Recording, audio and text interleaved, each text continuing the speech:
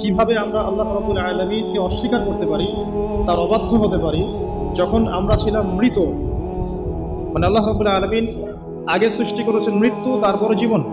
যেমনটা আল্লাহ পাক সূরা মুলকের 1 নম্বর আয়াতে বলেছেন, তাবারাকাল্লাযী বিয়াদিহিল মুলক ওয়া হুয়া আলা কুল্লি শাইইন কাদির আল্লাযী খালাকাল মাউতা ওয়াল হায়াতা আল্লাযী খালাকাল মাউতা ওয়াল হায়াতা, যিনি সৃষ্টি করেছেন মৃত্যু এবং জীবন। আল্লাহ পাক বলেননি আল্লাযী খালাকাল হায়াতা ওয়াল মাউতা, আল্লাহ বলছেন আল্লাযী খালাকাল মাউতা ওয়াল হায়াতা, যে আল্লাহ পাক মৃত্যু সৃষ্টি করেছেন, তারপর সেখান থেকে জীবন সৃষ্টি করেছেন। কি জন্যে?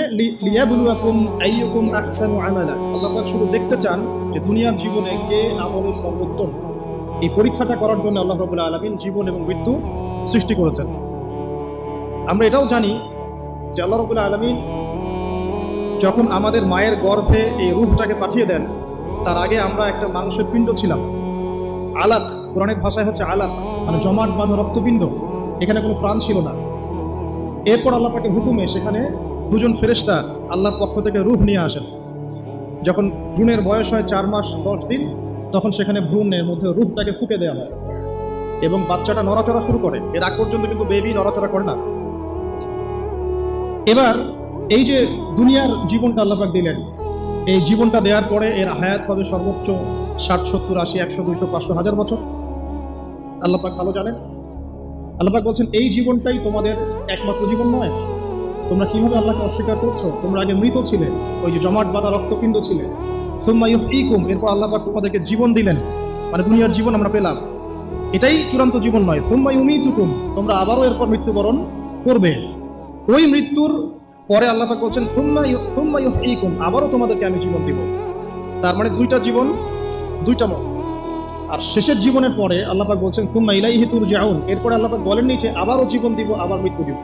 শেষে গিয়ে আল্লাহ পাক বলছেন এরপর তোমরা আমার কাছে ফিরে আসবে। তার মানে কিয়ামতের মাঠে মৃত্যুকে জবাই করে দেওয়া হবে।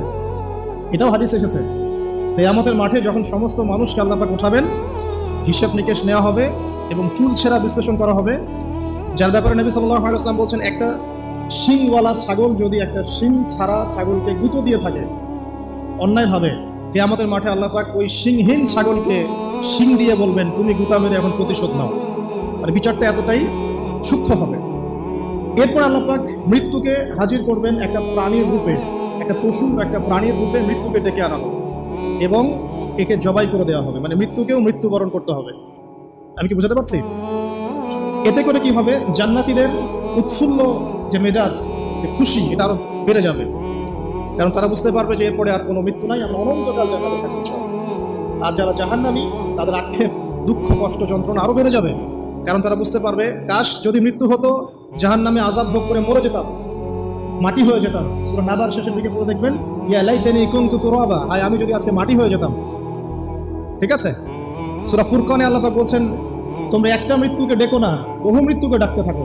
জাহান্নামীরা মৃত্যুকে ডাকতে থাকবে কিন্তু মৌত হবে না। তো মৃত্যুকেও মৃত্যুর স্বাদ গ্রহণ করতে হচ্ছে।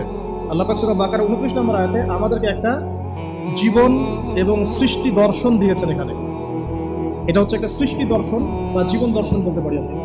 কি সেটা? যে আমরা এখানে কেউ চিরস্থায়ী নই। আমরা একসময় পৃথিবীতে ছিলাম না, একসময় থাকবো না, মাঝখানে একটা সংক্ষিপ্ত সময় আমাদের হাতে আছে। এই সময়টুকুর মধ্যে আমাদের আসবে শৈশব, আমাদের কৈশোর, আমাদের যৌবন, আমাদের বার্ধক্য। এই সময়টুকুর মধ্যেই আমাদের পড়াশোনা, আমাদের রুজি রোজগার, আমাদের পরিবার, আমাদের ব্যবসা বাণিজ্য, আমাদের ইলমি অঙ্গন, আমাদের মুআমালাত, ঠিক আছে, আমাদের আমলের জিন্দেগি, এই সব কিছু এই সময়টুকুর মধ্যেই। লিনাবলুয়াকুম আইয়ুকুম আহসানু আমালা, আল্লাহ পাক এই সময়ের মধ্যে আমাদের একটা পরীক্ষা করছেন যে আমরা আমলের দিক থেকে কে সর্বোত্তম হতে পারে। এই আয়াতটাও খেয়াল করবেন, আল্লাহ পাক বলেননি যে আমলে কে ভালো।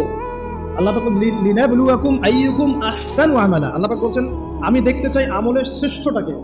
যারা আরবি ব্যাকরণ বোঝেন তারা বুঝবেন, হাসান মানে হচ্ছে উত্তম, আহসান মানে সবচেয়ে উত্তম। যেমন কবির মানে বড়, আকবার মানে সবচেয়ে বড়, সগীর মানে ছোট, আসগর মানে সবচেয়ে ছোট। এখানে আল্লাহ পাক বলছেন আহসান। আল্লাহ পাক দেখতে চান যে আমলে আমাদের মধ্যে সর্বোত্তমকে। এই আয়াতটা প্রমাণ করে যে এভারেজ মুসলিম হলে চলবে না। এভারেজ মুসলিম কে, এটা দেখার জন্য আল্লাহ পাক আমাদেরকে সৃষ্টি করেন নাই। আল্লাহ পাক দেখতে চান আমাদের মধ্যে বেস্টকে, সবচেয়ে ভালোটাকে। তো ওই এভারেজ মুসলিম হওয়ার যে মানসিকতা আমাদের মধ্যে কাজ করে, যে নামাজ পড়বো 5 ওয়াক্ত, রোজা রাখবো রমজান মাসে, ঠিক আছে, যাকাত দিব ইত্যাদি, এতটুকু করবো আমি জান্নাতে চলে যাবো। আল্লাহ পাক কিন্তু এটা দেখতে চাচ্ছেন না যে কারা এভারেজ মুসলিম। লিনাবলুয়াকুম আইয়ুকুম আহসানু আমালা, আল্লাহ পাক দেখতে চান সবচেয়ে শ্রেষ্ঠ কে আমল। তো এই আয়াতটা আমাদের মধ্যে একটা জীবন দর্শন ক্রিয়েট করে যে আমরা পৃথিবীতে এসেছি, চিরস্থায়ী নই, আমাদেরকে মৌতের স্বাদ গ্রহণ করতে হবে। অতএব এই সময়টুকুতে আমার কাজ কি? প্রথম কাজ রবকে চিনা। প্রথম কাজ কি? রবকে চিনা। রবকে চেনার জন্য আল্লাহ পাক কি দিয়েছেন? কোরআন কথা বলুক, আমরা কথা বলার চাইতে কোরআনই কথা বলুক। কোরআনকে বলতে দেন। কোরআন বলছে বিসমিল্লাহির রহমানির রহিম, তোমার রবকে, মান রব্বুক, কুল হুয়াল্লাহু আহাদ। তোমার রব সেই আল্লাহ যিনি হচ্ছেন কি? এক, যিনি এক, লা শারীকা লাহ, তার কোনো শরীক নাই। ওয়া বিযালিকা উমিরতু, এবং এই আল্লাহ পাকের সাথে শরীক সাব্যস্ত না করে তার ইবাদত করার জন্য আল্লাহ পাক নবী রাসূলদেরকে আদেশ করেছেন। ঠিক আছে? আল্লাহুস সামাদ, আল্লাহ পাক অমুখপেক্ষী। অমুখপেক্ষী মানে কি? পুরো মহাবিশ্বের আল্লাহকে প্রয়োজন আছে, মহাবিশ্বের আল্লাহর কোনো প্রয়োজন নেই। আমি বুঝতে পারছি? পুরো মহাবিশ্বের এক আল্লাহকে প্রয়োজন আছে। মহাবিশ্বের প্রতিটা সৃষ্টি আল্লাহর মুখপেক্ষী, কিন্তু আল্লাহ পাক কারো মুখপেক্ষী নয়। যদি এই মহাবিশ্বের সমস্ত মাখলুক মিলে সিজদায় পড়ে যায়, আল্লাহ পাকের যে ইজ্জত, যে সম্মান, এটার একচুল বাড়বেও না, কমবেও না। আল্লাহ পাকের ইজ্জত যেমন, সম্মান যেমন, তেমনই থাকবে। একইভাবে পুরো মহাবিশ্বের সমস্ত মানুষ যদি আল্লাহর সাথে কুফরি করে, আল্লাহর বিধানের পরোয়া করে না, আল্লাহ পাকের হুকুম আহকামের পরোয়া করে না, আল্লাহর ইজ্জত, সম্মান, ক্ষমতার যাররা পরিমাণও কমে যাবে না। পুরো মহাবিশ্বের সমস্ত মাখলুক যদি একত্রিত হয়ে আল্লাহর কাছে চায় যে আল্লাহ আমাকে এইটা দাও, আমাকে ওইটা দাও, আমার এটা দরকার, ওইটা দরকার, আল্লাহ পাক সবার চাহিদা যদি পূরণ করে দেন, আল্লাহর খাজানা থেকে যাররা পরিমাণ কমে যাবে না। তো আল্লাহুস সামাদ মানে এটা, আল্লাহ পাক অমুখপেক্ষী। লাম ইয়ালিদ ওয়া লাম ইউলাদ, তিনি কাউকে জন্ম দেননি, কারো কাছ থেকে তিনি জন্ম নেননি। এই যে এখন একটা প্রশ্ন, এখন তো মুক্ত চিন্তার নামে আমরা নাস্তিকতাকে প্রমোট করছি আর কি। হ্যাঁ, বাক স্বাধীনতার নামে। যে কি? আল্লাহকে কে সৃষ্টি করবে? আল্লাহ যদি সব সৃষ্টি করে থাকে, নাউজুবিল্লাহ, আল্লাহকে কে সৃষ্টি করবে? আল্লাহকে যদি কেউ সৃষ্টি করে থাকে তাহলে সে তো আল্লাহর স্রষ্টা হয়ে যাবে, তাই নয় কি? নাউজুবিল্লাহ। তাহলে এভাবে পিছনে যেতে যেতে তো একটা জায়গায় শেষ হতে হবে। একটা, আমরা যখন ফিলোসফি পড়েছিলাম, একটা তত্ত্ব ছিল, তার নাম হচ্ছে কার্যকারণ তত্ত্ব। কার্যকারণ তত্ত্ব মানে হচ্ছে প্রত্যেকটা কাজের পিছনে একটা কারণ থাকে। ঠিক আছে? এই যে ব্যথা হচ্ছে কেন? কোন একটা কারণ আছে। জ্বর কেন? একটা ভাইরাস আছে। মানে প্রত্যেকটা বিষয়ের পিছনে একটা কারণ আছে। এই কারণ যদি আপনি সার্চ করতে যান, এটা কেন? এই কারণে। ওইটা কেন? এই কারণে। ওইটা কেন? ওই কারণে। এই করতে করতে করতে আপনাকে একটা জায়গায় গিয়ে থামতে হবে। আর সেই মহান সত্তার নাম কি? আল্লাহ। এটা আপনার বিশ্বাস। এখন আপনি যতই প্রশ্ন করেন এভাবে, আপনি কোনো কুল কিনারা পাবেন না। এই জন্য নবী সাল্লাল্লাহু আলাইহি ওয়াসাল্লাম বলেছেন, যখনই তোমাদের মধ্যে এই চিন্তা আসবে যে আল্লাহ পাক সবকিছু সৃষ্টি করেছেন, তাকে আবার কে সৃষ্টি করবে, তখন আউযু বিল্লাহি মিনাশ শাইতানির রাজিম করে বাম দিকে 3 বার থুতু ফেলবে। তাহলে শয়তানের ওয়াসওয়াসা তোমার মধ্য থেকে কেটে যাবে, কারণ শয়তান এই চিন্তাটা তোমার মধ্যে দিয়েছে। যেই শয়তান এই চিন্তা আপনার মধ্যে দিয়েছে, ওই শয়তান কিন্তু নাস্তিক নয়। আমি কোরআন থেকে প্রমাণ করছি, শয়তান কিন্তু আস্তিক। যখন শয়তানকে বের করে দেওয়া হচ্ছে জান্নাত থেকে, ওই যে সিজদা না করার কারণে, শয়তান বলেছে রব্বি আনজিরনি ইলা ইয়াউমি ইউবআসুন। শয়তান আল্লাহকে বলছে, রব্বি, হে আমার রব, আনজিরনি, আমাকে অবকাশ দিন, ইলা ইয়াউমি ইউবআসুন, সেই দিন পর্যন্ত যেদিন সবাইকে পুনরুত্থিত করা হবে। মানে এখানে শয়তান আল্লাহকে রব বলে ডাকছে, বুঝতে পারছেন না? শয়তান আল্লাহকে বলছেন রব্বি, হে আমার রব। শয়তান কি আস্তিক না নাস্তিক? অথচ শয়তান পৃথিবীতে এসে চ্যালেঞ্জ নিয়েছে যে সে পুরো মানব জাতিকে জাহান্নামে নিয়ে যাবে। আল্লাহ পাক বলছেন, আমার মুখলেস বান্দাদের তুমি কোনো ক্ষতি করতে পারবে না। আবার শয়তান চ্যালেঞ্জ করছে, আমি ডান দিক থেকে আসবো, বাম দিক থেকে আসবো, সামন থেকে আসবো, পিছন থেকে আসবো, ওয়ালা তাজিদু আকসারাহুম শাকিরিন। আল্লাহ, আপনি বেশিরভাগকেই শুকরগুজার পাবেন না। যেটার বাস্তব প্রতিফলন আমরা এখন দেখছি। বেশিরভাগ মানুষ নামাজ পড়ে না, বেশিরভাগ দেখবেন রোজা রাখে না, বেশিরভাগই দেখবেন কোরআন পড়তে জানে না, ম্যাক্সিমাম সুদ খাচ্ছে, ম্যাক্সিমাম জেনা করে, ম্যাক্সিমাম মেজরিটি সংখ্যক মানুষ কিন্তু আল্লাহর বিধানের পরোয়া করছে না। অল্প কিছু মানুষই আল্লাহর বিধানের পরোয়া করছে। এই কথা আল্লাহ কোরআনে বলেছেন, ওয়া কলিলুম মিন ইবাদিয়াশ শাকুর, আমার শুকরগুজার বান্দার পরিমাণ হবে কি? খুব কম। এমনকি নবী সাল্লাল্লাহু আলাইহি ওয়াসাল্লাম হাদিসে বলেছেন যে আমার উম্মতের মধ্যেই ৭৩টা দল হয়ে যাবে। কয়টা? তার মধ্যে ৭২টা দল জাহান্নামে যাবে, নাউজুবিল্লাহ। আর মাত্র একটা দল যাবে জান্নাতে, যার ব্যাপারে নবীজি বলছেন, মা আনা আলাইহি ওয়া আসহাবি, আমি যার উপরে আছি এবং আমার সাহাবীরা যার উপরে আছে। মানে পৃথিবীর যে কোনো জায়গার মানুষ, যে কোনো দেশ, যে কোনো ভাষা, যে কোনো রং, বর্ণ ইত্যাদি, তার ঈমান, তার আকীদা, তার আমল যদি নবী এবং সাহাবীদের সাথে মিলে যায়, ইনশাআল্লাহ তাআলা সে জান্নাতে যাবে। এটার জন্য একটা দল খুলে সবাইকে ওই দলের ফর্ম পূরণ করতে হবে জরুরি না। এটা ঈমানের ব্যাপার, আকীদা, আমলের ব্যাপার। যে কোনো জায়গার মানুষ যদি আল্লাহ এবং তার রাসূল এবং তার সাহাবীদের মানহাজ ফলো করে, ইনশাআল্লাহ তাআলা সে জান্নাতে যাবে। আল্লাহ পাক আমাদেরকে তৌফিক দান করুন, আমিন।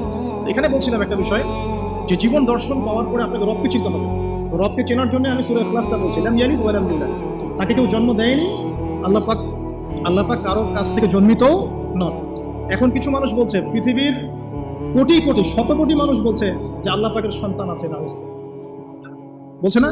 পৃথিবীর শত কোটি মানুষ বলছে যে আল্লাহর সন্তান আছে, নাউজুবিল্লাহ। আর আল্লাহ পাক সূরা মারিয়ামের মধ্যে বলছেন, যে এই যে তারা এই কথাটা বলছে, ইত্তাখাযাল্লাহু ওয়ালাদা, আল্লাহ পাক সন্তান গ্রহণ করেছেন, তার নাম ঈসা আলাইহিস সালাম, নাউযুবিল্লাহ। আল্লাহ বলছেন এই কথাটা যখন আসমানে উঠে, আমরা যখন কথা বলি তখন কথাগুলো বায়ুমণ্ডলে ছড়িয়ে পড়ে না?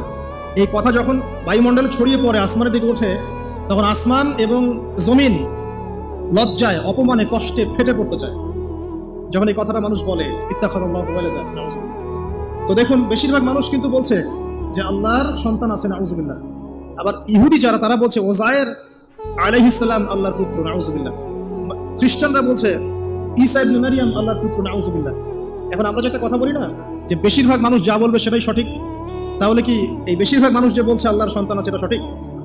তাহলে এখানে কিন্তু এই কনসেপ্টটা ঠিকছে না। বেশিরভাগ মানুষ যা বলবে তা সঠিক হবে তখনই যখন তাদের কথা কোরআন সুন্নাহ মানদণ্ড হবে। যদি বেশিরভাগ মানুষ বলে হ্যাঁ সুদ হারাম, অবশ্যই হারাম, বিকজ কোরআন সুন্নাহ এটা হারাম করেছে। যদি বেশিরভাগ মানুষ বলে সুদ হালাল, আপনি কি করবেন? মানবেন? যদি বেশিরভাগ মানুষ বলে মদ হালাল, সিনা হালাল, হ্যাঁ, তাহলে এই যে একটা কনসেপ্ট চালু হয়ে গেছে আমাদের মধ্যে, এটা কিন্তু ডেমোক্রেসি না, এটা ডেমোক্রেসির ভুল ব্যাখ্যা। হ্যাঁ, বেশিরভাগ মানুষ এর কথা, মতামত কখন গ্রহণযোগ্য হবে? যখন সেটা আল্লাহ পাকের ঐশী গ্রন্থের আলোকে হবে, তখন অবশ্যই নিঃসন্দেহে এটা গ্রহণযোগ্য হবে। কিন্তু যদি বেশিরভাগ মানুষ আল্লাহ এবং তার রাসূলের বিধানের বাইরে কথা বলে, হালাল করে দেয় মদকে, জিনাকে হালাল করে দেয়, আপনার যে পর্নোগ্রাফিকে হালাল করে দেয়, সুদকে হালাল করে দেয়, তাহলে কি আমরা হালাল মেনে নেব? যদি মেনে নেন তখন কিন্তু আপনি আল্লাহ পাকের সাথে শিরক করলেন। এটা সূরা তাওবার 31 নম্বর আয়াতে পড়ে দেখবেন, লাম ইয়ালিদ ওয়া লাম ইউলাদ, আল্লাহ পাক কাউকে জন্ম দেননি, কারো কাছ থেকে জন্মিত হন, ওয়া লাম ইয়াকুল লাহু কুফুয়ান আহাদ। এটা আরো ম্যাসিভ, আল্লাহ পাকের সমতুল্য কিচ্ছু নাই। মানে কোনো কিছু যদি আপনার চিন্তায়ও আসে যে এটা আল্লাহর সমকক্ষ হতে পারে, নাউযুবিল্লাহ, সাথে সাথেই ওই কনসেপ্টটা বাতিল করতে হবে, কারণ আল্লাহ পাকের সমকক্ষ কিছু হতেই পারে না। কিছু মানুষ আছে, মুসলিমদের মধ্যেও দেখা যায় যে আল্লাহ পাকের গুণ এবং আসমা ও সিফাতগুলোকে মানুষের সাথে তুলনা করছে না? অনেকেই বলেছে যে আল্লাহ পাকের হাত এই যে আমাদের হাতের মতো, নাউযুবিল্লাহ। এইসব কথা বলা যাবে না। অনেকে বলেছে আল্লাহ পাকের পা মানুষের পায়ের মতো, আল্লাহ পাকের চেহারা মানুষের চেহারার মতো। অনেক ফিলোসফিক্যাল বই আমরা পড়েছি, এগুলোতে অনেক মানুষ এই কথাগুলো লিখেছে, এগুলো সম্পূর্ণ বাতিল। লাইসা কামিসলিহি শাই, আল্লাহ পাকের মতো কিছুই নাই, কোনো কিছুই তার সাথে সাদৃশ্য হওয়ার যোগ্য নয়। এখানে যদি কোনো মুসলিম এরকম আকীদা পোষণ করে থাকে, এটাও একটা বাতিল আকীদা হবে। সামনে আসেন, আল্লাহকে চিন্তা হলে আপনাকে আরেকটা আয়াত আমি শোনাচ্ছি, ইনশাআল্লাহ এটা যথেষ্ট হবে। আল্লাহ রাব্বুল আলামিন বলছেন আল্লাহ পাক, লা ইলাহা ইল্লাহু, আল্লাহ পাক তিনি যিনি ছাড়া কোনো ইলাহ নাই। আল্লাহু লা ইলাহা ইল্লা হুয়াল হাইয়ুল কাইয়্যুম, তিনি হাই এবং কাইয়্যুম, হাইয়ুন কাইয়্যুম, চিরঞ্জীব, চিরস্থায়ী। চিরঞ্জীব মানে কি? মানে যখন কিছু ছিল না আল্লাহ পাক ছিলেন, যখন কিছু থাকবে না আল্লাহ পাক থাকবেন। সময়ের ঊর্ধ্বে আল্লাহ রাব্বুল আলামিন, সময়ের চেয়ে অনেক ঊর্ধ্বে, বরং সময় তো আল্লাহই সৃষ্টি করেছেন, আর আমরা সবাই সময়ের মধ্যে পড়ে আছি। আমাদের এখানে দিন রাত যেমন আল্লাহ রাব্বুল আলামিনের কাছে এমন নয়, মোটেই এমন নয়, বরং কিয়ামতের দিনটাই হবে আল্লাহ পাকের হিসাবে আমাদের দিনের চেয়ে 50,000 বছরের সময়। তাহলে এই সময়ের যে একটা আমরা গোলক ধাঁধায় পড়ে আছি, এক একটা গ্রহের সময় এক এক রকম, এক একটা গ্যালাক্সিতে সময় এক এক রকম। আল্লাহ পাক এগুলোর ঊর্ধ্বে, চিরঞ্জীব, চিরস্থায়ী। আপনারা যারা সায়েন্সে পড়েছেন, আপনারা যে আইনস্টাইনের সূত্র পড়েছেন না, যে সময়ের আলোর বেগে যদি কোনো বাহন ছুটে মহাকাশে, তাহলে পৃথিবীতে দেখা গেল একজনের বয়স 25, ও মহাকাশে 25 বছর ঘুরে আসলো, এসে দেখেছে, আবার পৃথিবীতে এসে দেখলো তার ওই ভাই যার বয়স 25 ছিল তার বয়স এখন 50, কিন্তু ওই বেচারার বয়স কিন্তু 25ই থেকে গেছে। সূত্রটা জানেন না? তো সময় কিন্তু সব জায়গায় একরকম নয়, এখানে অনেক ব্যাপার আছে। আল্লাহ রাব্বুল আলামিন চিরঞ্জীব এবং চিরস্থায়ী। আল্লাহু লা ইলাহা ইল্লা হুয়াল হাইয়ুল কাইয়্যুম লা তা'খুযুহু সিনাতুন ওয়া লা নাওম। আল্লাহ পাক বলেন তাকে তন্দ্রাও স্পর্শ করে না, নিদ্রাও স্পর্শ করতে পারে না। তন্দ্রা কি? এই যে আমাদের ঝিমুনি আসে, এটা তন্দ্রা। আর নিদ্রা কি? আমরা যেটা ঘুমিয়ে যাই, এটা নিদ্রা। তো নিদ্রাকে বলা হচ্ছে মৃত্যুর ভাই। এই কারণে জান্নাতে মানুষ যখন যাবে তাদের ঘুম হবে না, মানে জান্নাতে কোনো ঘুম নাই, কারণ ঘুম হচ্ছে মৃত্যুর ভাই। তো আল্লাহ পাককে ঘুমও স্পর্শ করতে পারে না এবং ঝিমুনি, তন্দ্রাও স্পর্শ করতে পারে না। এমন একটু চিন্তা করে দেখেন, এই লক্ষ কোটি বছর ধরে যে মহাকাশ চলছে সৃষ্টির পর থেকে, আল্লাহ রাব্বুল আলামিন একটা মুহূর্ত সময়কে রেস্ট নিয়েছেন? একটা জাররা পরিমাণ সময়কে তিনি রেস্ট নিয়েছেন? তাহলে সেই মহান সত্তা যিনি এক জাররা পরিমাণ সময়ও তার ক্লান্তি বোধ হয় না, তার কোনো ঘুম আসে না, তার কোনো তন্দ্রা স্পর্শ করে না, তা আমরা সেই আল্লাহর বান্দা হয়ে কি আল্লাহর বিধান বা তার আনুগত্যের বাইরে যাওয়া ঠিক হবে? এটা সহজ। আল্লাহকে চিনতে শিখুন। আল্লাহ পাক কে? আল্লাহ রাব্বুল আলামিন তো এমন একজন সত্তা যে আপনি সারাটা জীবন আল্লাহর বিপক্ষে চলেছেন, আজকে 2 রাকাত নামাজ পড়ে যদি তওবা করে ফিরে আসেন, ইমিডিয়েটলি আল্লাহ পাক আপনাকে মাফ করতে পারেন। আবার আপনি সারা জীবন ভালো কাজ করেছেন, শেষে কি এমন একটা কথা বললেন, এমন একটা কাজ করলেন, হতে পারে সেই কাজের জন্য আল্লাহ না করুক আপনার জাহান্নামের ফয়সালা হয়ে যেতে পারে। তো আল্লাহকে চিনতে শিখুন। তিনি আর রাজ্জাক, আপনার রিজিক দেন, জন্ম দিয়েছেন, সৃষ্টি করেছেন, পরিণত করেছেন, আমাদেরকে আকৃতি দিয়েছেন, আমাদের জান, আমাদের মাল, আমাদের ইজ্জত, সম্মান, পরিবার, অধিপতি সবকিছুর মালিককে, সবকিছুর মালিক আল্লাহ রাব্বুল আলামিন। এই কনসেপ্ট যার মনে ক্লিয়ার, ইনশাআল্লাহ তাআলা তার মনে লা ইলাহা ইল্লাল্লাহ ঠিক আছে। আর যার মনের মধ্যে লা ইলাহা ইল্লাল্লাহ ঠিক আছে, ইনশাআল্লাহ সে একদিন না একদিন জান্নাতে যাবে ইনশাআল্লাহ। আসুন সামনে যাই। লা তাখুযুহু সিনাতুন ওয়া লা নাওম, লাহু মা ফিস সামাওয়াতি ওয়া মা ফিল আরদ। আসমান সমূহ, এখানে আসমান একটা আসমান বলা হয়নি, পুরো আসমান সমূহ এবং এই জমিনে যা কিছু আছে সবকিছু কার? আপনার। আসমান সমূহটা বোঝেন। একদিন বলেছিলাম একটা এক্সাম্পল, যে এই পুরো মহাবিশ্বে পৃথিবীর অবস্থানটা কতটুকু। একটা সমুদ্রের কিনারায় যখন আপনি হাঁটবেন, বা আপনাদের যেখানে কি নদী আছে, বালাসী আছে, ওই চরের মধ্যেই মনে করেন আপনি হাঁটছেন, ওই চরের মধ্যে একটা বালুর কণার কি পরিমাণ দাম আছে বা কি পরিমাণ অবস্থান আছে? খুব বড় অবস্থান, অবস্থানই না। এই পুরো মহাবিশ্বে পৃথিবীর অবস্থান তার চাইতেও কম। এই যে সৌরজগৎ দেখছেন, এই সৌরজগতের মধ্যে হাজারটা সৌরজগৎ মিলে একটা গ্যালাক্সি হয়, আর এই হাজার হাজার গ্যালাক্সি মিলে একটা আসমান হয়। এরকম করে 7 আসমান, তার উপরে কুরসি, তার উপরে মহাসাগর, তার উপরে আরশ, তার উপরে আল্লাহ রাব্বুল আলামিন। তাহলে চিন্তা করেন যে পৃথিবীতে আমরা কতটুকু অবস্থান নিয়ে আছি। এই সমস্ত কিছু কার সৃষ্টি? আল্লাহ রাব্বুল আলামিন। এখন সামনে আসেন, লাহু মা ফিস সামাওয়াতি ওয়া মা ফিল আরদ, মান যাল্লাযী ইয়াশফাউ ইনদাহু ইল্লা বিইذনিহি। যার এত ক্ষমতা, যে আল্লাহ পাকের এত ক্ষমতা, আল্লাহ পাক বলেন কে আছে যে তার অনুমতি ছাড়া আল্লাহর সামনে সুপারিশ করতে পারে? এখান থেকে আমাদের আকীদার পরিষ্কার হওয়া দরকার আছে না? আমরা তো অনেক সময় মনে করি যে পীর সাহেব ধরেছি বাস জান্নাতে চলে যাবো, নাকি? আমল করার দরকার নাই, বায়াত হয়েছি বাস জান্নাতে চলে যাবো, আমার আমলের দরকার নাই। এত সহজ না। আল্লাহ পাক বলেন কে আছে যে আমার কাছে সুপারিশ করবে আমার অনুমতি ছাড়া? আল্লাহ পাকের অনুমতি না পেয়ে কেউ এই কাজ করতে পারবে? পারবে না। আমরা জানি না রাসূল সাল্লাল্লাহু আলাইহি ওয়াসাল্লাম উম্মতের জন্য সুপারিশ করবেন। হ্যাঁ, শহীদগণ সুপারিশ করবে, এই যে হাফেজে কোরআন, আলেম, অনেক মানুষ, অনেক শ্রেণীর মানুষকে আল্লাহ পাক সুপারিশ করার ইখতিয়ার দিবেন। কেন দিবেন? বিকজ আল্লাহ পাক তাদের আমলে সন্তুষ্ট এবং আল্লাহ পাক তাদেরকে সম্মানিত করবেন সবার উপরে। মনে করেন এখানে অনেক মানুষ আছে, এর মধ্যে একজনকে আপনি সবচেয়ে বেশি পছন্দ করেন, সে আপনাকে সন্তুষ্ট করেছে, তাকে সম্মানিত করতে চাচ্ছেন আপনি। এখন তাকে ডেকে নিয়ে আসলেন সবার সামনে, এনে আপনি যে ফুলের তোড়া উপহার দিলেন, মানে আপনি তাকে ভালোবাসেন, তাকে সম্মান করেন। এখন সে আপনাকে যদি কিছু বলে যে আমার অমুক ভাই আছে, সেও মাশাআল্লাহ এই পথে চেষ্টা করছে, আপনি তাকে একটু সুযোগ দেন, তখন আপনি কিন্তু ওকে সুযোগ দিবেন। এইটা সুপারিশ। মানে বিষয়টা হচ্ছে যে যখন আল্লাহ রাব্বুল আলামিন কিছু মানুষের উপর সন্তুষ্ট হবেন, তখন গিয়ে আল্লাহ রাব্বুল আলামিন তাদেরকে সুপারিশ করার ইখতিয়ার দিবেন। কিন্তু আল্লাহ পাকের অনুমতি ব্যতীত এই কাজটা কেউ করতে পারবে না। এটা আমাদের কনসেপ্ট ক্লিয়ার থাকা উচিত। মান যাল্লাযী ইয়াশফাউ ইনদাহু ইল্লা বিইذনিহি ইয়ালামু মা বাইনা আইদিহিম ওয়া মা খালফাহুম। আল্লাহ পাক সেই সত্তা, আপনার রব সেই সত্তা যিনি সামনের এবং পিছনের খবর জানেন, মানে অতীত, বর্তমান, ভবিষ্যৎ সব জানেন। আদম আলাইহিস সালাম সৃষ্টি হওয়ার প্রথম দিন কি খেয়েছেন আল্লাহ পাক এখন জানেন। কথা বুঝতে পারছেন না? আমরা জানি। কোন ইতিহাসের বই আমাদেরকে সলিউশন দিতে পারবে? জান্নাত জাহান্নামের ফয়সালা হয়ে যাওয়ার পরে, এটা বোঝেন, জান্নাত জাহান্নামের ফয়সালা হয়ে যাওয়ার পর জান্নাতীরা 100 কোটি বছর পরে কি খাবে, কি করবে, কি পড়বে, আল্লাহ পাক এই মুহূর্তে সেটা জানেন। ঠিক একইভাবে জাহান্নামীরা জাহান্নামে যাওয়ার 100 কোটি বছর পর তাদের কি আযাব হবে, কি পানিশমেন্ট দেওয়া হবে, ওদের অবস্থা কি হবে, আল্লাহ পাক এখনই সেটা দেখতে পারেন। আমরা তো আল্লাহকে চিনি না, এই কারণে আমরা আল্লাহর বিরোধিতা করি, তার নবীর বিরোধিতা করি, ইসলাম, কোরআন, হাদিসের বিরোধিতা করছি। আমরা তো আল্লাহকে চিনি না। আল্লাহ পাক বলেন ইয়ালামু মা বাইনা আইদিহিম ওয়া মা খালফাহুম, সামনে পিছনে যা আছে, অতীত, বর্তমান, ভবিষ্যৎ সব আল্লাহ পাক জানেন। ইয়ালামু মা বাইনা আইদিহিম ওয়া মা খালফাহুম ওয়া লা ইউহিতুনা বিশাইইন মিন ইলমিহি ইল্লা বিমা শা। আল্লাহ পাকের যে মহা জ্ঞান, অসীম জ্ঞান, এই জ্ঞানটাকে কোনো কিছুই পরিব্যাপ্ত করতে পারে না। এই যে ইসলামের এগেইনস্টে যত প্রশ্ন করা হয়, আল্লাহকে কে সৃষ্টি করলো, ইসলামে ওই বিধান কেন, হ্যাঁ পর্দা কেন, কেন বহুবিবাহ, কেন এইটা, কেন সেইটা, এই যে যত প্রশ্ন এখন করা হয় মুক্ত চিন্তার নামে, এটার একমাত্র কারণ কি জানেন? একমাত্র কারণ জ্ঞানের স্বল্পতা। কারণ তাদের ক্ষুদ্র জ্ঞান আল্লাহ পাকের বিশাল জ্ঞানকে পেনিট্রেট করতে পারে না। এই কারণে ওদের কাছে মনে হয় এইটা কেন, ওইটা কেন, ওইটা।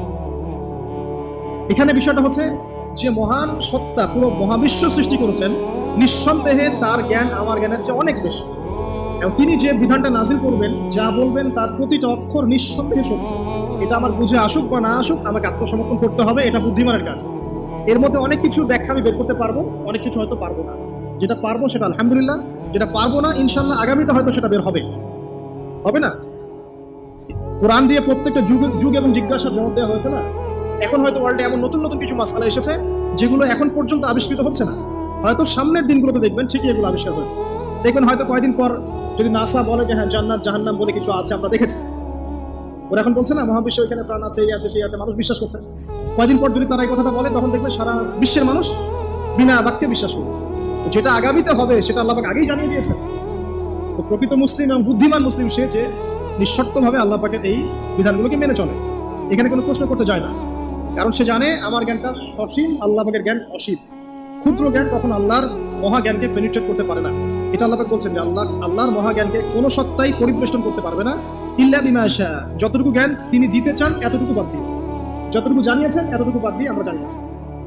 যেমন কিয়ামতের অনেক সাইনের কথা বলা আছে না, এক্স্যাক্টলি কোন দিনে কিয়ামত হবে কেউ বলতে পারবে? পারবে না। আল্লাহ পাক যতটুকু চান এতটুকু আমরা জানি। ইয়ালামু মা বাইনা আইদিহিম ওয়া মা খালফাহুম ওয়া লা ইউহিতুনা বিশাইইন মিন ইলমিহি ইল্লা বিমা শাআ ওয়াসি'a কুরসিয়ুহু আস-সামাওয়াতি ওয়াল আরদ। আল্লাহ পাক বলেন এই মহাবিশ্বকে আল্লাহ পাকের কুরসিটা ঘিরে রেখেছে। এই কুরসি কিন্তু আরশ নয়, এই কুরসি পুরো মহাবিশ্বকে ঘিরে রেখেছে। এর উপরে আছে মহাসাগর, তার উপরে আছে আরশ আছে। ঠিক আছে, ওয়াসি'a কুরসিয়ুহু আস-সামাওয়াতি ওয়াল আরদ ওয়া লা ইয়াউদুহু হিফযুহুমা ওয়া হুয়াল আলিয়্যুল আযীম। এবং এই পুরো মহাবিশ্বকে পরিচালনা করতে বা নিয়ন্ত্রণ করতে আল্লাহ পাকের যাররা পরিমাণও কোনো কষ্ট হয় না। তো এই হচ্ছে আপনার রব, যে রব আপনাকে সৃষ্টি করেছেন এবং দুনিয়াতে একটা হায়াত দিয়েছেন এবং আপনাকে তিনি মৃত্যু দিবেন, এরপর আবার পুনরুজ্জীবিত করবেন, তারপর বিচার ফয়সালা হবে, এরপর হয় জান্নাত না হলে জাহান্নাম। আপনি আপনার রবকে চিনতে শিখুন, তাহলে ইনশাআল্লাহ তাআলা এটা আপনার জন্য সহজ হবে আল্লাহর আনুগত্য করা, তার দাসত্ব করা।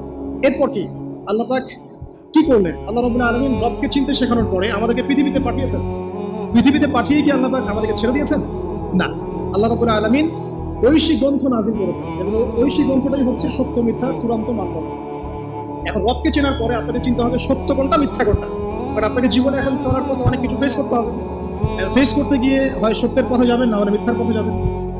তাহলে আপনার আগে চেনার দরকার আছে কোনটা সত্য কোনটা মিথ্যা। এটার অ্যান্সারও কে দিবে? কোরআন দিবে। কোরআন বলছে সূরা কাহফের 29 নম্বর আয়াতে যে ওয়াকুলিল হাক্কু মির রাব্বিকুম। হে নবী মুহাম্মদ সাল্লাল্লাহু আলাইহি ওয়াসাল্লাম, আপনি বলে দিন যে সত্য সেটাই, হক সেটাই যা আপনার রবের পক্ষ থেকে নাজিল হয়। মানে যখন তাওরাত নাজিল হয়েছিল সেটাই হক ছিল, যখন জাবুর নাজিল হয়েছে ওটাই কিন্তু হক ছিল, ইনজিল নাজিলের সময় ইনজিল হক ছিল। এখন কোরআন নাজিল হয়েছে, কিয়ামত পর্যন্ত কোনো নবীও আসবেন না আর কোনো কিতাবও আসবে না। তাহলে কোরআন এবং এর ব্যাখ্যা সুন্নাহই হচ্ছে সত্য মিথ্যার চূড়ান্ত মানদণ্ড। এখন দুনিয়াতে চলার পথে আপনি এখন একটা গাইডেন্স পেলেন। আমি যে এখন রবকে চিনেছি, রবকে পেতে হবে, রবের কাছে ফিরতে হবে, জান্নাতে যেতে হবে, আমার গাইডেন্স লাগবে। গাইডেন্স কি পেলেন? কোরআন এবং হাদিস। এটাই হচ্ছে সত্যের চূড়ান্ত মানদণ্ড। আল্লাহ পাক অন্য আয়াতে বলেছেন ওয়াকুলিল হাক্কু মির রাব্বিকুম ফালা তাকুনান্না মিনাল মুমতারিন। জেনে রাখো যে সত্য আল্লাহর পক্ষ থেকে আসে এবং তোমরা সন্দেহবাদীদের অন্তর্ভুক্ত হও না। কোরআন সম্পর্কে আল্লাহ পাক এমন কথা বলেছেন সূরা হামিম সিজদার মধ্যে, তানজিলুম মিন হাকিমিন হামিম। এই কোরআন হচ্ছে এমন একটা সত্তার পক্ষ থেকে এসেছে যে সত্তা হচ্ছে প্রশংসিত এবং মহিমান্বিত। লা ইয়াতিহিল বাতিলু মিন বাইনি ইয়াদাইহি ওয়ালা মিন খালফিহি। কোরআন এমন একটা কিতাব যার ডান বাম সামন পিছন কোনো দিক থেকেই বাতিল তাকে স্পর্শ করতে পারে না। তা আপনি একটা গাইডেন্স পেলেন, কি ফলো করবেন আপনি?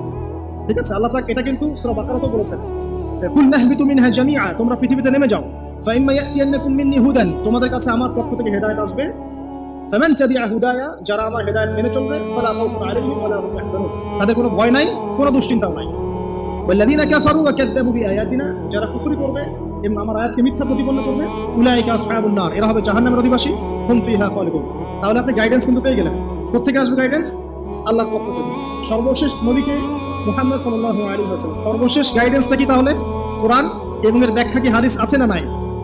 অনেকেই বলে কোরআনই যথেষ্ট, হাদিসের প্রয়োজন নাই। মূল কথা হচ্ছে এই কথার মধ্য দিয়ে আপনি কোরআনকে অস্বীকার করেছেন।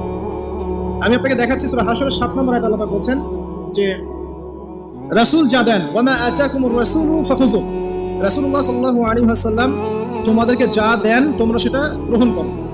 ওয়া মা নাহাকুম আনহু ফান্তাহু, এবং রাসূল সাল্লাল্লাহু আলাইহি ওয়াসাল্লাম যা থেকে বিরত থাকতে বলেছেন বিরত থাকো। এই যে রাসূল যা দেন, রাসূল যা বিরত থাকতে বলেন, এটা কোথায় আছে? হাদিসে। তাহলে আপনি যদি হাদিস না মানেন তাহলে কোরআনের এই আয়াতই ফলো করতে পারছেন। এমন অনেক বিধান আপনি পাবেন যেগুলোর মূলনীতি কোরআনে দেওয়া আছে, ব্যাখ্যা হাদিসে দেওয়া আছে। আমাদের অনেকের একটা ধারণা যে কোরআন এবং হাদিস আলাদা আলাদা উৎস, আসলে এমনটা বিষয়টা নয়। কোরআন এবং হাদিস একই উৎস থেকে এসেছে, একই সত্তার পক্ষ থেকে আসা অভ্রান্ত সত্যের উৎস। ওয়া মা ইয়ানতিকু আনিল হাওয়া ইন হুয়া ইল্লা ওয়াহয়ুন ইউহা। আল্লাহ পাক বলছেন রাসূল সাল্লাল্লাহু আলাইহি ওয়াসাল্লাম নিজের মন গড়া কোনো কথাই বলেন না, তিনি সে কথাটাই বলেন যা আল্লাহ তাকে ওহী করেন।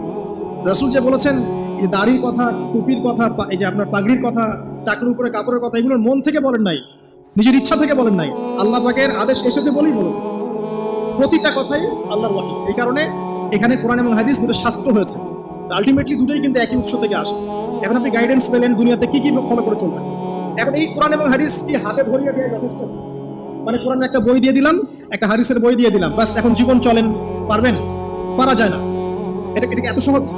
কোরআন ধরিয়ে দেওয়া হলো, হাদিস ধরিয়ে দেওয়া হলো, এখন আপনাকে বলা হলো আপনি চলেন, তাই কি হবে? হবে না। এই কারণে আল্লাহ রাব্বুল আলামিন শুধু হেদায়েত পাঠিয়েই ক্ষান্ত হন নাই, নবী রাসূলও পাঠিয়েছেন। আমি বুঝতে পারছি আল্লাহ পাকের দয়া দেখেন। এবং নবী রাসূল পাঠাতে পাঠাতে কেউ বলে 1,24,000, কেউ বলে 2,24,000, তাই না? সংখ্যাটা যাই হোক না কেন, সর্বশেষ নবী হিসেবে আপনি পাচ্ছেন নবী মুহাম্মদ সাল্লাল্লাহু আলাইহি ওয়াসাল্লাম। এবং এই নবী মুহাম্মদ সাল্লাল্লাহু আলাইহি ওয়াসাল্লামের মধ্য দিয়ে আল্লাহ পাক কোরআন সুন্নাহ আমল করিয়ে দেখিয়েছেন যে কিভাবে আমল করে জান্নাতে যেতে হবে।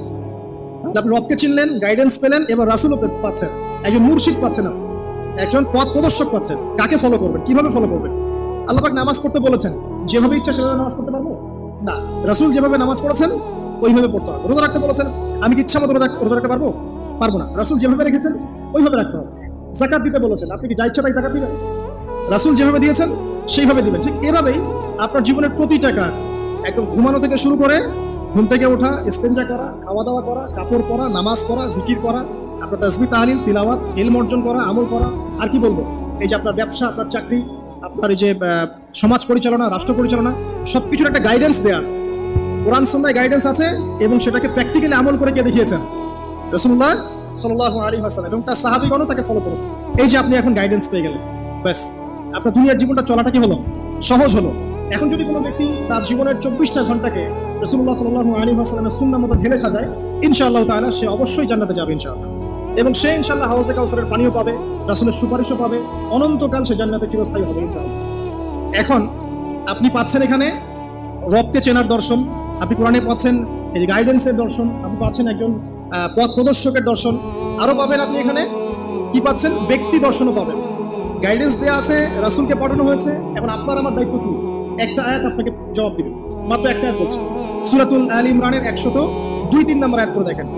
102 নম্বর আয়াতটা পড়েন। আল্লাহ পাক বলছেন, ইয়া আইয়ুহাল্লাযীনা আমানু, হে মুমিনগণ, ইত্তাকুল্লাহ।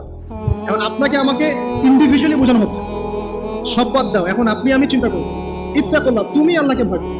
হে মুমিনগণ, তোমরা আল্লাহকে ভয় করো, ব্যক্তি কেন্দ্রিক। ইত্তাকুল্লাহ হাক্কা তুকাতিহি, এমন ভাবে ভয় করো যেভাবে ভয় করা দরকার, মানে পরিপূর্ণ তাকওয়া অবলম্বন করো। ওয়ালা তামুতুন্না ইল্লা ওয়া আনতুম মুসলিমুন, পরিপূর্ণ মুসলিম বা মুসলমান না হয়ে তোমরা মৃত্যুবরণ করো না। এই যে ব্যক্তি দর্শন পাচ্ছেন আপনি, আমাকে কি করতে হবে? আমাকে এখন পরিপূর্ণ মুসলিম হতে হবে। হতে হলে কি করতে হবে? রবকে চিনতে হবে, চিনলাম। গাইডেন্স পথ প্রদর্শক লাগবে, পেলাম। আমার কিতাব লাগবে, পেলাম। ওর ব্যাখ্যা লাগবে, পেলাম। এবার আমি ব্যক্তি দর্শনও পেলাম যে আমাকে এখন নিজেকে মুসলিম হতে হবে। মানুষের কথা পরে, আমার পরিবার পরে, আমার রাষ্ট্র পরে, আমার সমাজ পরে, আগে আমি, সবার আগে আমি নিজে। কারণ আমাকে আমার রবকে ফেস করতে হবে একা একা। আল্লাহ পাক সূরা মারিয়ামে বলেছেন, এই পৃথিবীতে যত মানুষ আছে এরা সবাই একা একা একজন একজন করে আল্লাহর কাছে হিসাব দিবে। একসাথে 10 জনের হিসাব দিবে না। চিন্তা করতে পারেন পৃথিবীতে কত কোটি মানুষ চলে গেছে, আর কত কোটি মানুষ আছে, আর কত কোটি মানুষ আসবে। সবার হিসাব হবে একা একা, একজন একজন করে। এবং তাদের মাঝখানে কোনো দোভাষীও থাকবে না। ভাষা বুঝি না এমনও না, তারা ভাষা বুঝবে। এই জন্য আমরা বলি যে মানুষের মৌতের সাথে সাথেই ভাষা কি হয়ে যাবে? আরবি। জি, এই জন্য জীবন থাকতে আরবিটা শেখেন। আরবিটা শিখলে কোরআন জানতে পারবেন, বুঝতে পারবেন। আল্লাহ পাক তৌফিক দান করুন, আমিন। তো দেখুন, প্রথমে ব্যক্তির কথা বলা হচ্ছে, সবকিছু বাদ দেন। ইয়া আইয়ুহাল্লাযীনা আমানু, হে মুমিনগণ, তোমরা আগে নিজেদের নফসের খবর নাও, ঠিক আছে? ইত্তাকুল্লাহ, আল্লাহকে ভয় করো, হাক্কা তুকাতিহি, ভয় করার মতো ভয় করো। ওয়ালা তামুতুন্না ইল্লা ওয়া আনতুম মুসলিমুন, পরিপূর্ণ মুসলিম না হয়ে মৃত্যুবরণ করো। এখন পরিপূর্ণ মুসলিম হতে হলে আমার কি করতে হবে? এক কথা, সহজ কথা, কোরআন এবং হাদিসে যা আছে মেনে চলতে হবে। এবং রাসূলুল্লাহ সাল্লাল্লাহু আলাইহি ওয়াসাল্লামের আদর্শ ফলো করতে হবে। এটা ফলো করতে গিয়ে যদি আমি হোঁচট খাই, করে যাই, তাহলে কি হবে? আবার উঠবেন, আবার ওযু করবেন, আবার নামাজে দাঁড়াবেন, তওবা করবেন। জীবনের একটা পর্যায় পর্যন্ত মনে করেন আপনি হেদায়েতের পথে ছিলেন, কি করবেন? আজই তওবা করে ফিরে আসবেন। আল্লাহকে বলবেন, আল্লাহ, যা নামাজ কাজা করেছি, যা রোজা কাজা করেছি, আল্লাহ মাফ করে দাও। আগামী দিনগুলোতে ইনশাআল্লাহ আমি নামাজ রোজা কাজা করব। আগামী দিনগুলোতে মৃত্যু পর্যন্ত আমি কোরআন সুন্নাহ মেনে চলবো ইনশাআল্লাহ। তওবা করে ফিরে আসেন। ব্যক্তি ভালো হলে পরিবার ভালো হবে না? পরিবারগুলো ভালো হয়ে গেলে সমাজটা ভালো হবে না ইনশাআল্লাহ? আর এই রাষ্ট্রটা কি সমাজের বাইরে না ভিতরে? সমাজ নিয়ে রাষ্ট্র হয় না, রাষ্ট্র নিয়ে সমাজ হয়? রাষ্ট্রবিজ্ঞান পড়েন, সমাজবিজ্ঞান পড়েন, সমাজ নিয়েই কিন্তু রাষ্ট্র। আগে কিন্তু এই বর্তমান সময়কার এই গ্লোবাল রাষ্ট্রের কাঠামোটা ছিল না। কিন্তু প্রাচীন গ্রিকের দর্শন পড়েন, ওদের ফিলোসফিগুলো পড়েন, ওখানে কিন্তু ছোট ছোট নগর রাষ্ট্র ছিল, ছোট ছোট নগর রাষ্ট্র, এগুলি তখন রাষ্ট্রের ভিত্তি ছিল। মদিনা কি তখনকার এখনকার এরকম বড় ইউনাইটেড নেশনসের মধ্যে ছিল? ওই ছোট্ট একটা কাঠামো ছিল, ওটাই রাষ্ট্র ছিল। কোরাইশরা যে গোত্রকেন্দ্রিক থাকতো, ওইটাই ছিল ওই সময়কার রাষ্ট্রকেন্দ্রিক কাঠামো। তো সমাজ নিয়ে রাষ্ট্র হয়। সেখানে আপনাদের সমাজের মানুষ ঠিক না হয়, শুধু উপরের দিকে আঙ্গুল দিলে কোনো লাভ হবে না। কারণ এই মানুষগুলো তো আসমান থেকে টপকে পড়ে নাই, এই মানুষগুলো সমাজ থেকে উঠে আসছে। তো এই জন্য ব্যক্তির কথা আল্লাহ আমাকে আগে বলছেন যে তোমরা আগে নিজেরা পরিপূর্ণ মুসলমান না হয়ে মারা যেও না। আর সূরা মাইদা আল্লাহ বলছেন ইয়া আইয়ুহাল্লাযীনা আমানু হে মুমিনগণ আলাইকুম আনফুসাকুম, তোমরা নিজেরা নিজেদের নফসের খবর আগে দাও। লা ইয়াদুররু মান দাল্লা ইন ইহতাদাইতুম, তোমরা যদি হেদায়েতের উপর থাকো, যারা পথভ্রষ্ট হয়ে গেছে এই পথভ্রষ্টতা তোমাদের কোনো ক্ষতি করবে না। কেউ যদি পথভ্রষ্ট হয়ে যায় আপনার কোনো সমস্যা নেই, আপনি আগে নিজে ঠিক হন, পরে আপনি তাকে ঠিক করতে যাবেন যখন আপনি তার যোগ্য হবেন। এমন জামানার কথা নবীজি বলেছেন সাল্লাল্লাহু আলাইহি ওয়াসাল্লাম, যেই জামানায় আমানত থাকবে না, সত্য মিথ্যা হয়ে যাবে, মিথ্যা সত্য হয়ে যাবে, ন্যায় অন্যায় হবে, অন্যায় ন্যায় হবে, হক বাতিল হবে, বাতিল হক হয়ে যাবে, এই জামানার কথা নবীজি বলছেন। তখন সাহাবী জিজ্ঞাসা করছেন যে ওই সময় আমি কি করব? ইয়া রাসূলুল্লাহ, নবী সাল্লাল্লাহু আলাইহি ওয়াসাল্লাম বলছেন ওই সময় তুমি তোমার নিজের নফসের খবর, তুমি নিজে ঘরে থাকো, বিনা প্রয়োজনে ঘরের বাইরে যেও না, মানুষের সাথে কম মেলামেশা করো, বেশি কথা বলতে যেও না, বাসায় থাকো এবং নিজের পাপের জন্য ক্রন্দন করতে থাকো, ইনশাআল্লাহ আল্লাহ পাক বরকত। ওই রকম জামানা কি এখন আসলে বুঝতে পারেন না পরিবেশ পরিস্থিতি দেখে? তো এখানে আমাদের সবার আগে কর্তব্য হচ্ছে নিজেকে ঠিক করা, নিজের যত্ন নেওয়া, নিজের নফসের যত্ন নেওয়া। তারপর কি, যখন আমি পরিপূর্ণ মুসলিম হবো ইনশাআল্লাহ, এরপরে আপনি চলে যাবেন আপনার শিক্ষা ক্ষেত্রে, তাই না? আপনি শিক্ষা দর্শনে যাবেন, এখানে আপনি কি শিখবেন? আমি সবসময় বলি আপনারা যেখানে পড়াশোনা করছেন সেগুলো করবেন, কোনো সমস্যা নেই, কিন্তু আপনাকে কোরআন এবং হাদিসের কিছু বেসিক নলেজ জানতে হবে। এই জন্য আমি কিছু সাবজেক্টের কথা বলি যে কোরআন আপনাকে জানতে হবে, আরবি ব্যাকরণ একটু টুকটাক পড়াশোনা করতে হবে, তাফসীরের কিছু বই পড়বেন, হাদিসের কিছু ক্লাসিক্যাল বই পড়বেন, পাশাপাশি আপনি ইসলামী ইতিহাস পড়বেন, ইসলামিক অর্থনীতি পড়বেন, হ্যাঁ, জিওপলিটিক্যাল বইগুলো পড়বেন। এভাবে সাবজেক্ট ওয়াইজ আপনি পড়াটাকে ভাগ করে নেবেন। এমন না আপনি মেডিকেল সায়েন্সের পড়া বাদ দিয়ে এসে এখানে মাদ্রাসায় ভর্তি হয়ে যাচ্ছেন। এটা সবাই এটা পারবেন না, সবার এটা প্রয়োজন নাই। সব সেকশনেই মানুষ দরকার আছে, প্রতিটা সেকশনে ভালো মানুষের দরকার আছে। অর্থাৎ সবাইকে আলেম বক্তা দায়ী হতে হবে জরুরি না। আপনি যেখানে পড়াশোনা করছেন সেটাই করবেন, কিন্তু বেসিকটা ঠিক করবেন, কোরআন সুন্নাহর বেসিক পড়াশোনাটা করবেন। এই হলো আপনার শিক্ষা দর্শন। তাহলে আপনার শিক্ষা দর্শন হবে কি? ওহীর জ্ঞানটা শিখতে হবে। ইকরা বিসমি রাব্বিকাল্লাযী খালাক, আপনি পড়ুন আপনার সেই রবের নামে যিনি আপনাকে সৃষ্টি করেছেন। মানে আপনাকে সেই জ্ঞান অর্জন করতে হবে যা আপনাকে আপনার সৃষ্টিকর্তা পর্যন্ত পৌঁছায় দিয়েছে। ঠিক আছে? এমন জ্ঞান অর্জন করতে যায় না যে জ্ঞান অর্জন করলে আপনি সৃষ্টিকর্তা থেকে দূরে সরে যাবেন, এই জ্ঞান অর্জন করতে যায়। এবার আসেন, আপনি মুসলিম হচ্ছেন, ইলম অর্জন করছেন, এবার কি লাগে? রিজিক লাগে, তাই না? খাবার দাবার চলতে হবে, পৃথিবীতে আমাকে চলতে হবে। এখন চলার জন্য আপনার রিজিক লাগবে, হয় ব্যবসা বা চাকরি বা অন্য কোনো সেক্টর, আপনাকে চলতে হবে। এখানে কি ইসলাম কোনো কথা বলে নাই? অবশ্যই বলেছে। কোরআন এখানে কি বলছে? আমাদেরকে অর্থনৈতিক কি দর্শন দিচ্ছে কোরআন। আল্লাহ পাক সহজ সরল কথা বলছে যে ইয়ামহাকুল্লাহু রিবা ওয়া ইউরবিস সাদাকা। দেখো, অর্থনৈতিক জীবনে চলার ক্ষেত্রে রিবা থেকে বেঁচে থাকবে, কারণ রিবা বা সুদ তোমার সম্পদটাকে সংকুচিত করে ফেলবে, আর সদকা, দান, যাকাত এটা তোমার সম্পদকে বৃদ্ধি করবে। তার মানে ইসলামিক অর্থনীতি একটা ভিত্তি পেলাম, যাকাত, দান, সাদাকা, ঠিক আছে? আর রিবা থেকে দূরে থাকবে। আল্লাহ পাক আরো বলছেন যে ফাহাল্লাল্লাহুল বাইআ ওয়া হারামার রিবা, আল্লাহ পাক ব্যবসাকে হালাল করেছেন, রিবাকে কি করেছেন? হারাম। তার মানে আপনি একটা গাইডেন্স পেলেন, আপনাকে ব্যবসা করতে হবে, আপনাকে সুদে দেওয়া যাবে। ব্যবসা করেন কোনো সমস্যা নাই, বাট সুদে গেলে প্রবলেম। এই ব্যাপারে আল্লাহ পাক আরো বলছেন ইয়া আইয়ুহাল্লাযীনা আমানু হে মুমিনগণ ইত্তাকুল্লাহ, আল্লাহকে ভয় করো, ওয়া যারু মা বাকিয়া মিনার রিবা, তোমরা সুদের অবশিষ্ট সব অংশগুলো ছেড়ে দাও, সুদের লভ্যাংশগুলো ছেড়ে দাও, চক্রবৃদ্ধি হারে সুদ খেও না। ওয়া ইল্লাম তাফআলু, তোমরা যদি এটা না ছাড়ো তাহলে ফা'যারু বিহারবি মিনাল্লাহি ওয়া রাসূলিহি, তাহলে আল্লাহ এবং তার রাসূলের সাথে যুদ্ধের ঘোষণা শুনে। এখানে আপনি জীবনে চলার পথে রিজিকের আপনি গাইডেন্স পেলেন, ব্যবসা করবেন আলহামদুলিল্লাহ, চাকরি করবেন আলহামদুলিল্লাহ, আপনি দান সাদকা করবেন, যাকাত দিবেন, এগুলো সব পারমিটেড, কিন্তু আপনি রিবায় যেতে পারবেন না, মজুদদারি, কালোবাজারি, দুর্নীতি এগুলোতে যেতে পারবেন না, এটা প্রহিবিটেড, বাপে কম যেতে পারবেন। মানে আল্লাহ পাক আপনাকে জীবনে চলার পথে রিজিকের সোর্সের ব্যাপারেও গাইডেন্স দিলেন কোরআন থেকে, ঠিক আছে? তো এখানে আমরা ইনশাআল্লাহ তাআলা যারা সুদের সাথে সম্পৃক্ত আছি আজকে তওবা করে ফিরে আসবো ইনশাআল্লাহ, কারণ আপনার তাকদীরে যে রিজিকটা আছে এই রিজিক না শেষ করে আপনি পৃথিবী থেকে বিদায় নেবেন না। আপনার জন্য চয়েস দুইটা, এই রিজিকটা কি আপনি হারাম পথে যাচ্ছেন নাকি হালাল পথে যাচ্ছেন? হারাম পথে চাইলে ওই পথে আল্লাহ পাক আপনাকে দিবেন, রিজিক শেষ করবেন, মৃত্যুবরণ করবেন। আর হালাল পথে চাইলে ওই পথে আল্লাহ পাক দিবেন, আপনি রিজিক শেষ করবেন, তারপর মৃত্যুবরণ, তার আগে মরবেন না। আল্লাহ পাক কথাগুলো বোঝার তৌফিক দান করুন, আমিন। এই যে ব্যবসা বাণিজ্য চাকরি বাকরি হয়ে গেল, এখন কি আপনার পরিবারের ব্যাপার আছে, আমি শেষ করে দিচ্ছি। আপনার পরিবারের কিছু ব্যাপার আছে, এখন পরিবার গঠন করবেন, মাশাআল্লাহ। এখানে কি কোরআন গাইডেন্স দেয় নাই? অবশ্যই দিয়েছে। সূরা তাহরিম এর 6 নম্বর আয়াত করে দেখেন, আল্লাহ পাক বলছেন যে ইয়া আইয়ুহাল্লাযীনা আমানু হে মুমিনগণ কু আনফুসাকুম ওয়া আহলিকুম নার, তুমি নিজে জাহান্নামের আগুন থেকে বাঁচো, তোমার পরিবারবর্গ সবাইকে জাহান্নামের আগুন থেকে বাঁচাও। পরিবার গঠন করতে হলে আমার এটা মেনে চলতে হবে, মানে এমন পরিবার গঠন করতে হবে যেই পরিবারের সদস্যরা আল্লাহকে ভয় করে, রাসূলের আদেশ মেনে চলে, নামাজ কালাম ঠিক মতো পড়ে, দিনের বুঝ আছে, ফরজ ওয়াজিব সুন্নত প্রস্তাব মেনে চলে, পর্দা মেনে চলে। এমন পরিবার গঠন করা ছাড়া অন্য জায়গায় যাওয়া যাবে না। কারণ আমাদেরকে এমন পরিবার গঠন করতে আল্লাহ বলেছেন যে পরিবারের সদস্যদেরকে তুমি জাহান্নামের আগুন থেকে বাঁচাবে। তো এখানে আমি পারিবারিক দর্শন পেলাম। এখানে মোটা থেকে কিছু কথা বলে দেই যে বিয়ে করার সময় অবশ্যই দিনদারিতাকে প্রাধান্য দিবেন, বাকি বিষয়গুলো পরে, রূপ সৌন্দর্য বংশ টাকা পয়সা পরে, আগে দিনদারিতা। ছেলের ক্ষেত্রেও মেয়ের ক্ষেত্রেও বিয়েটাকে সহজ করবেন, কঠিন করবেন না। বিয়ে যত সহজ হবে জেনা তত কমে যাবে, বিয়ে যত কঠিন হবে জেনা তত বাড়তে থাকবে। আর এখনকার যুগটা জেনার যুগ, ঘরে ঘরে জেনা পরকীয়া চলছেই, এবং রেপ ধর্ষণ এখনকার একটা কমন সমস্যা। পর্নোগ্রাফি দিয়ে যুব সমাজের মস্তিষ্ক ধোলাই করে দেওয়া হয়েছে, এরা এখন জানোয়ার হয়ে গেছে বিরোধ থেকে, যাকে তাকে যেখানে সেখানে রেপ করে ফেলছে, বিকজ ইন্টারনালি তারা করাপ্টেড, তারা ইন্টারনালি বিস্ট হয়ে গেছে। একই সাথে সকল ক্ষেত্রে আমরা উপযুক্ত ইসলামিক শাস্তি নিশ্চিত করতে পারছি না, এই কারণে এরা পার পেয়ে যাচ্ছে, লাই পেয়ে যাচ্ছে। তো সব মিলিয়ে এই আপনার পরিবারকে যখন আপনি গঠন করবেন, দিনদারিতাকে প্রাধান্য দিবেন, পর্দাকে প্রাধান্য দিবেন, নামাজ পড়ে কিনা, ফরজ ওয়াজিব মেনে চলে কিনা, এগুলো দেখবেন। এরপরেও যদি কোনো সমস্যা ফিল হয় তখন সবরের সাথে, ধৈর্যের সাথে, ইসলাম এবং সংশোধনের মধ্য দিয়ে আপনি জীবনযাপন করতে পারবেন ইনশাআল্লাহ তাআলা। আল্লাহ পাক সবাইকে আদর্শ পরিবার গড়ার তৌফিক দান করুন, আমিন। এই পরিবারে আপনার সন্তান সন্ততি হবে, কারণ আপনি আমি যে পরিবেশটা পাই নাই সেই পরিবেশটা আপনার বাচ্চাকে দিতে হবে।